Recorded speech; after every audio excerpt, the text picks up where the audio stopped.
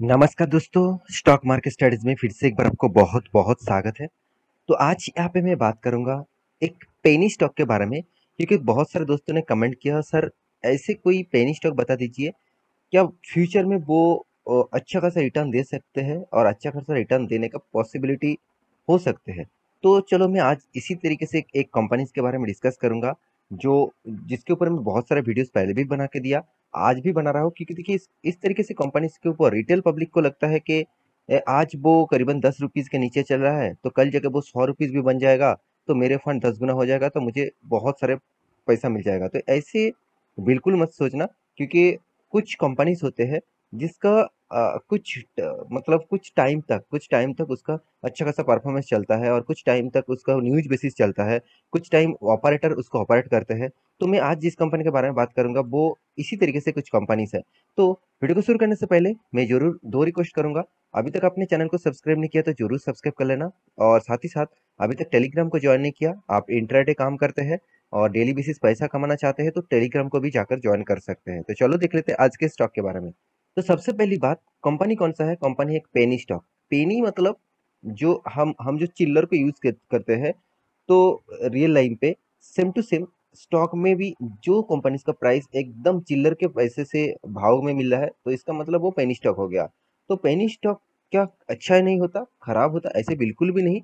बहुत सारे penny stock है जो स्टैंडर्डिटी मेंटेन करते हैं और उसका ग्रोथ और पोटेंशियल भी अच्छा है, और आज वो सस्ते दामों में मिल रहा है, 50 रुपीज से भी नीचे मिल रहा है। तो इस तरीके से बहुत सारे कंपनीज है। तो आज जिस कंपनी के बारे में बात करूंगा वो करीबन करीबन 10 रुपीज से भी नीचे आपको देखने को मिलेगा।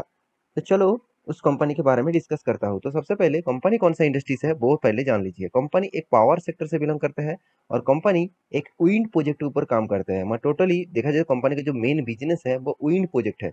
आप सभी जानते हैं विंड प्रोजेक्ट मतलब एक ग्रीन एनर्जी प्रोजेक्ट है। तो green green and clean energy project है। तो इस तरीके से प्रोजेक्ट में कोई क्लाइमेट के लिए कोई मतलब देखा जाए तो कोई भी पॉल्यूशन नहीं होता और कोई भी पॉल्यूशन होगा नहीं, इस तरीके से प्रोजेक्ट है। और गवर्नमेंट भी इस तरीके से प्रोजेक्ट के ऊपर बहुत ज़्यादा फोकस रखे हुए है। तो मेरे हिसाब से ये जो विंड प्रोजेक्ट है ये बहुत इंपॉर्टेंट है फ्यूचर के लिए। और क्या अभी इस प्रोजेक्ट के बेसिस से मतलब कंपनी को ग्रोथ होगा? क्या इस प्रोजेक्ट गवर्नमेंट इसके ऊपर फोकस रखे हुए है? क्या इस बेसिस से कंपनीज को फ्यूचर में ग्रोथ मिलेगा? तो चलो उसी के ऊपर डिस्कस कर लेते हैं। तो कंपनी कौन सा है? कंपनी का नाम है सुजलॉन एनर्जी लिमिटेड। तो सुजलॉन एनर्जी लिमिटेड एक बहुत छोटा कंपनी है, और टोटली ये जो प्रोजेक्ट कंपनी है वो टोटली विंड प्रोजेक्ट के ऊपर काम करता है। आप एक बार वेबसाइट विजिट करेंगे तो आपको पूरा डिटेल्स क्लियर हो जाएगा। तो अभी आपको वेबसाइट विजिट नहीं करा पाऊंगा, क्योंकि वेबसाइट में थोड़ा सा प्रॉब्लम इशू है, और तो साइड में ओपन नहीं हो रहा है, तो इसलिए आपको नहीं दिखा पाऊंगा। तो कंपनी का डिटेल्स आपको यहाँ पे मैं दिखा देता हूँ। तो कंपनी के जो कीज पॉइंट है आप यहाँ पे देख सकते हैं। स्विट्जरलैंड इंडिया जो सॉरी स्विट्जरलैंड लिमिटेड जो है वो एक्चुअली ग्लोबली ऑपरेशंस के ऊपर भी काम करते हैं, सिर्फ इंडिया में नहीं बाहर की कंट्रीज में भी काम करते हैं। अराउंड अराउंड 17 कंट्रीज से साथ जुड़े हुए हैं। और मतलब कंपनी का जो बिजनेस है वो 17 कंट्रीज के साथ जुड़े हुए हैं। और यहाँ पे देख सकते हैं कंपनी टोटल जो मतलब यहाँ पे जो जो टर्बाइन्स लगा चुके हैं 9470 प्लस। तो विंड जो टर्बाइन्स है जिसको मैं आपको पिक्चर दिखाया हूँ, ये देखिए, ये जो चीज होते हैं ना, हाँ, ये जो टर्बाइन्स होते हैं विंड टर्बाइन्स, इसको लगा चुके हैं टोटल कुल मिलाकर 9470 प्लस। तो कंपनी का टोटल मेगावाट कितना पावर जनरेट करते हैं आप देख सकते हैं। टोटल यूनिट जनरेट करते हैं 136.8 मेगावाट। तो स्विट्जरलैंड एक अच्छा खासा पावर भी जनरेट करते हैं। और यहाँ पे देख सकते हैं जो इसका ग्रीन इलेक्ट्रिसिटी है, करीबन करीबन पावर फॉर 94,000 लो इनकम और 43,000 मीडियम इनकम साउथ अफ्रीका में कंपनी एवरी ईयर्स में कमाता है। तो एक अच्छा खासा रेवेन्यूज भी कंपनी बाहर की कंट्री से जनरेट करते हैं। क्या फिर से इस कंपनी क्या फ्यूचर में उतना स्टेबिलिटी है? क्या इस कंपनी इस प्रोजेक्ट के होने के मतलब कारण भी कंपनी अच्छा खासा ग्रोथ कर सकते हैं? तो चलो मैं कुछ और भी डेटा आपको दिखा दूं, तभी आपको और भी क्लियर हो जाएगा। तो सबसे पहले मैं कंपनी का फंडामेंटल डिटेल्स आपको बताना चाहूंगा। तो पहली बात, कंपनी का मार्केट कैप जो है वो 9,700 करोड़ के, सॉरी 200 करोड़ के आसपास है। तो इसका मतलब कंपनी अभी भी mid cap small cap type company है, छोटा कंपनी है। कंपनी का return of equities return of capital employed के एवरेज दिखा दूं, तो रिटर्न ऑफ इक्विटी तो यहाँ पे अवेलेबल नहीं है। रिटर्न ऑफ कैपिटल एम्प्लॉयड 22% है। तो आप कहेंगे सर अच्छी है, अच्छी बात है। फिर भी आपको मैं ज़रूर कहूँगा इसका डेप्थ देखना चाहिए। तो डेप्थ कितना है? 4200 करोड़ का। इसका मतलब कंपनी का मार्केट कैप 9200 करोड़ का और कर्जा है 4200 करोड़ का। मतलब कर्जा भी बहुत ज़्यादा है और साथ ही साथ कंपनी का एनुअली इनकम भी करीबन 180 करोड़ के आसपास लॉसेस में चल रहा है। तो देखिए, जो कंपनी का कर्जा ज़्यादा है और लॉसेस में चल रहा है, तो उस कंपनी में पहले से ही तो एक क्रॉस लगाना चाहिए। फिर भी क्या पैरामीटर है वो भी आपको दिखा देता हूँ। तो देखिए, फ्री कैश फ्लो मतलब हाथ में कितना कैश है? 1200 करोड़ के आसपास कंपनी के हाथ में कैश भी है और अर्निंग पर शेयर कितना है? अर्निंग पर शेयर एकदम ना के बराबर है, 1.85 पैसा इसका अर्निंग पर शेयर है। तो एक चीज और भी दिखा दूं, कंपनी का सेल्स ग्रोथ करीबन 72% का इसका सेल्स ग्रोथ है।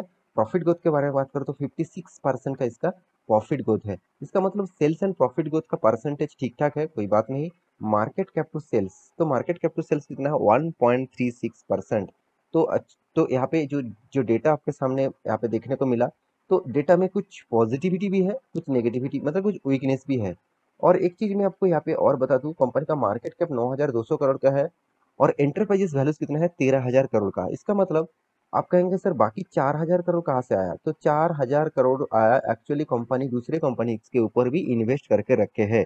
तो उससे जो टोटल वैल्यूएशन बनता है कंपनी का एंटरप्राइजेस का, टोटल 13,000 करोड़ के आसपास है। मान के चलिए आपका एक बिजनेस है और आपने आपका दोस्त का बिजनेस के भी ऊपर इन्वेस्ट करके रखे हैं, तो वहां से भी एक रेवेन्यूज आपको आएगा। अगर उसका आपका दोस्त का बिजनेस में लॉस हुआ तो आपका भी लॉस लेना पड़ेगा। तो इसको बोलते हैं एंटरप्राइजेस वैल्यूएशन, मतलब आपने कितने इन्वेस्टमेंट किया उसका वैल्यूएशन आपके पास आ गया। तो इस टोटल कुल मिलाकर तो आपका खुद का मार्केट कैप और साथ ही साथ आपका दोस्त का बिजनेस का इन्वेस्टमेंट का मार्केट कैप टोटल जोड़कर आपका टोटल एंटरप्राइजेस वैल्यूज बनता है। तो यहाँ पे कंपनी का फाइनेंशियल डिटेल्स किस तरीके से है, चलो वो मैं आपको दिखा देता हूँ। सबसे पहले मैं रेवेन्यूज के ऊपर आऊंगा। तो रेवेन्यूज देखिए 2018 में शानदार था, 8,100 करोड़ का। 19 में बना 5,000 करोड़ का। 20 में बना कितना? 2020 में बना 2,900 करोड़ का। 2021 में बना 3,300 करोड़ का। फिर से ग्रोथ हुआ 6,500 करोड़ का, वो भी 2022 में। तो एक अच्छा खासा ग्रोथ मतलब इस तरीके से देखने को मिला। एज ए एक अप्स एंड डाउन मूवमेंट यहाँ पे देखने को मिला। अभी देखना है कंपनी का इनकम कितना है। तो नेट इनकम के बारे में बात करूँ, यहाँ से ही टोटली हालत खराब हो गया, क्योंकि देखिए कंपनी अच्छा मतलब इनकम करने के बाद भी कंपनी नेगेटिव में है। क्यों? सबसे पहले बता दूं, कंपनी के पास जो कर्जा है वो बहुत ज्यादा है। एक्सपेंस को मिटाना होगा, कर्जे के हिसाब से इंटरेस्ट भी पे करना होगा, साथ ही साथ टैक्सेस भी पे करना होगा। तो इतने सारे चीज पे करने के बाद कंपनी के हाथ में जो पैसा मतलब आने वाला था वो नेगेटिव में आ चुके थे। अभी देख सकते हैं कंपनी 2018 में भी लॉस किया 350 करोड़ के आसपास। 2019 में 1500 करोड़ के आसपास। 2020 में तो गजब हो गया, करीबन 2600 करोड़ के आसपास लॉस किया था। अभी 2021 में कंपनी छोटा मोटा प्रॉफिट किया 100 करोड़ का और 2022 में करीबन 167 करोड़ का टोटल लॉस किया। आप यहाँ पे देखेंगे तो कंपनी का प्रीवियस डेटा भी आपको दिखा दूं, तो प्रीवियस डेटा में आपको दिखा दूं। देखिए कंपनी ऐसे नहीं कि हर साल में प्रॉफिट किया, पहले भी लॉस किया। 2011, 12, 13, 14 हर साल में लॉस किया। 16, 17 इस दोनों साल में कंपनी प्रॉफिट किया और फिर से एक बार प्रॉफिट किया 2011 सॉरी 2021 में। तो कंपनी का हालत आप देख सकते हैं, ज़्यादा से ज़्यादा टाइम कंपनी लॉस करते हैं और लॉस का जो फिगर है वो इन जितना प्रॉफिट जिस बार होता है उससे 2 गुना है। तो इसीलिए मैं कंपनीज के ऊपर जरूर कहूँ, पहले भी बता चुका हूँ, इस तरीके से कंपनीज के ऊपर आपको निवेश करना है तो बहुत हाई रिस्क सी गेम आपको खेलना होगा। जो पैसा आप निवेश करना चाहते हैं वो पैसा पूरे का पूरा दाव पे लगाना होगा, कि वो पैसे को आपको भूनना होगा, तभी आप उस कंपनी के ऊपर निवेश कर सकते हैं। तो देखिए यहाँ पे डेप्थ ऑफ इक्विटी के बारे में बात करो तो देखिए कितना बड़ा नेगेटिव पॉइंट्स यहाँ पे देखने को मिला। इसका मतलब बहुत ज्यादा डेप्थ लेके रखा है कंपनी। शेयर होल्डिंग पैटर्न के बारे में बात करो, देखिए एक चीज यहाँ से आपको सीखने को मिलेगा। देखिए जो कंपनी के ऊपर आपको लग रहा है कि कंपनी धमाकेदार है, कंपनी जबरदस्त है, तो आपके बात भी सही है। तो आपके बात भी सही है, फिर भी मैं एक चीज आपको यहाँ पे दिखाने वाला हूँ। चलो यहाँ पे आपको दिखा देता हूँ। प्रोमोटर जो इसका खुद कंपनी जो चलाते हैं, जो इसका मेन ओनरशिप है, वो खुद देखिए 19% होल्डिंग था, आज वो 14.5% कर चुके हैं। इसका मतलब क्या? प्रोमोटर खुद निकलना चाहते हैं। एफएस के बारे में बात करो तो एफएस ने 3.5% होल्डिंग था, अभी 6.5% है। और पब्लिक के डीएस के पास कितना है? 5% था, अभी 13% है। और बाकी माल पूरा के पूरा मतलब पब्लिक ने उठा कर रखा। 70% होल्डिंग था, अभी मतलब करीबन करीबन 65% का होल्डिंग अभी पब्लिक के पास है। इसका मतलब सोचिए, जिस कंपनी के ऊपर पब्लिक के इन्वेस्टमेंट ज्यादा होगा उस कंपनी के ऊपर बहुत ज़्यादा वोलेटिलिटी देखने को मिलेगा। ऐसे नहीं कहूँगा कि कंपनी बर्बाद हो जाएगा, ऐसे बिल्कुल भी नहीं। वोलेटिलिटी बहुत ज़्यादा होगा, इस तरीके से वोलेटिलिटी आपको देखने को मिलेगा। मतलब पंप एंड यहाँ पे पंप हुआ, यहाँ पे डंप हुआ। इसका मतलब बहुत सारे ऐसे एचएनआई होगा, बहुत सारे ऐसे बड़े प्लेयर्स होगा जो पब्लिक के बेसिस से आपको इस तरीके से कंपनी के ऊपर पंप एंड डंप करेगा। तो आपको लग रहा है कि चलो स्टॉक भाग रहा है तो मैं निवेश कर दूं, और टॉप लेवल में आपने जब इन्वेस्ट किया उसके बाद धड़ाक से गिर गया, तो इसके बाद आपको बहुत ज़्यादा लॉसेस होने का चांसेस होगा। तो मैं जरूर कहूँगा इस तरीके से कंपनी से आप दूरी रहिए, क्योंकि इसका चार्ट पैटर्न देख के आपको बहुत अच्छा लगा होगा, क्योंकि 2020 कोविड सिचुएशन में इसका प्राइस आ गया था करीबन करीबन 1 रुपीज़ के आसपास, 1 रुपीज़ के आसपास। वहां से कंपनी 12 रुपीज़ तक गया था। इसका मतलब जितने सारे लोगों ने इन्वेस्ट करके रखा था इस लेवल में, उसको 12 गुना रिटर्न मिला। 12 गुना, सोचिए कितना बड़ा मतलब यहाँ पे रिटर्न उनको मिला 2 साल के अंदर अंदर। तो यही एक नजरिया आपको देखने के बाद ही आपको लग रहा है कि कंपनी के ऊपर निवेश कर दो, ऐसे बिल्कुल मत करिएगा, क्योंकि कंपनी का चार्ट पैटर्न में छोटा करके आपको दिखा देता हूँ, तभी आपको पता चलेगा कि एक्चुअली कंपनी के अंदर क्या हो रहा है, क्या चल रहा है। देखिए कंपनी का हाई कितना था, कंपनी का हाई था करीबन 420 रुपीज के आसपास। आज कितना चल रहा है, 7 रुपीज के आसपास। सोचिए ये जो क्रैश है, एक क्रैश इस इतना बड़ा क्रैश है, कंपनी का हालत भी आपको मैं दिखा चुका हूँ। तो मैं बहुत बार आपको बोलूंगा, इस तरीके से कंपनी के ऊपर निवेश करने से पहले एक बार नहीं, चार चार बार सोचना। अगर फिर भी उस आपको निवेश करना ही है तो ऐसे अमाउंट निवेश करिए, कल जाके वो पैसा आपको बर्बाद भी हो जाए, मतलब कंपनी डूब भी जाए और कंपनी जीरो भी हो जाए, तो आपको कुछ फर्क नहीं पड़ना चाहिए। इस तरीके से निवेश करिएगा। तो आशा करता हूँ सारे जानकारी को मिल चुका है। आपके पास इस कंपनी का हिस्सेदारी है तो मुझे जरूर कमेंट करना, और आप कौन सा टॉपिक के ऊपर वीडियो देखना चाहते हैं जरूर मुझे कमेंट कर सकते हैं। तो मिलते हैं इसी तरीके से नया स्टॉक लेके, तब तक के लिए अच्छे से रहिए, अपने ख्याल रखिए, बाय बाय।